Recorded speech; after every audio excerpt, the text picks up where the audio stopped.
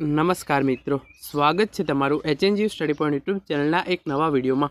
મિત્રો, આજના આ વિડીયોની અંદર આપણે હેમચંદ્રાચાર્ય ઉત્તર ગુજરાત યુનિવર્સિટી દ્વારા આજે જે નવા પરિણામ જાહેર કરવામાં આવે છે એના વિશે વાત કરવાના છે। મિત્રો, HNGU study point YouTube channel દ્વારા HNGUની અને શિક્ષણ જગતને લગતી આવી તમામ માહિતી સૌપ્રથમ અને સચોટ રીતે પૂરી પાડવામાં આવે છે।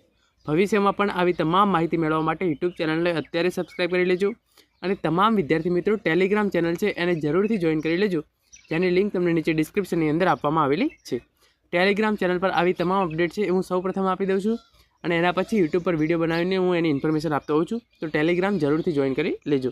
તો હવે શરૂ કરીએ આજનો આ વિડીયો અને મેળવીએ યુનિવર્સિટી દ્વારા આજે કયા નવા પરિણામ છે એ જાહેર કરવામાં આવે છે એના વિશે। તો એના માટે HNGUની જે ઓફિશિયલ વેબસાઇટ છે રિઝલ્ટ્સની ngu.ac.in/results આ વેબસાઇટની લિંક તમને નીચે ડિસ્ક્રિપ્શનની અંદર મળી જશે। આ વેબસાઇટ પર તમારે જતું રહેવાનું છે અને અહીંયા તમે જોઈ શકો છો રિઝલ્ટ્સનું જે સેક્શન છે એ અહીંયા ડાયરેક્ટ તમે જે વેબસાઇટ પર ક્લિક કરશો ડાયરેક્ટ રિઝલ્ટ્સ પર પહોંચી જશો।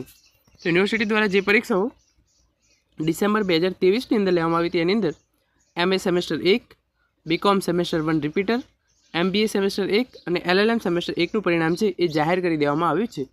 MA સેમેસ્ટર 1નું પરિણામ જાહેર કરી દેવામાં આવ્યું છે।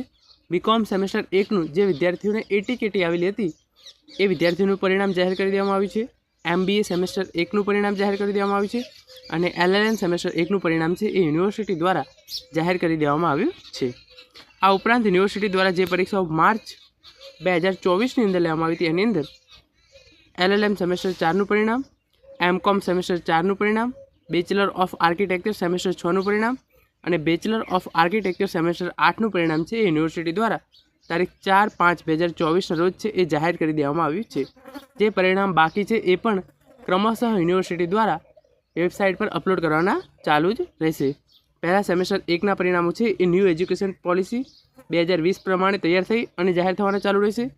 એના પછી અનુસ્નાતક એટલે કે PGની અંદર સેમેસ્ટર 4ના પરિણામો અને સ્નાતકની અંદર સેમેસ્ટર 6ના પરિણામો છે એ જાહેર કરવામાં આવશે।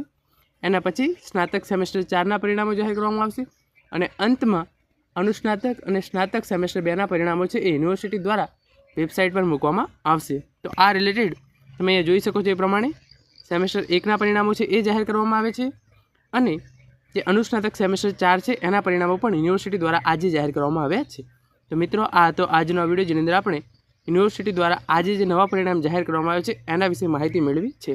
Thank you so much for watching.